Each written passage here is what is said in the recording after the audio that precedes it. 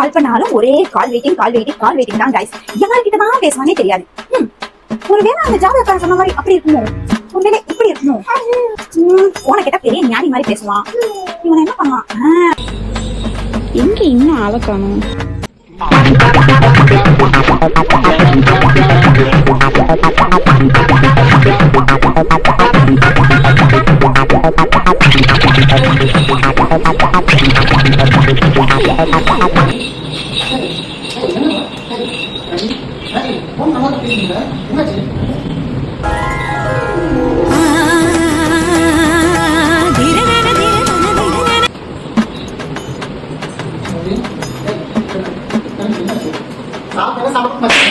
எதுக்குமே சாப்பிடல.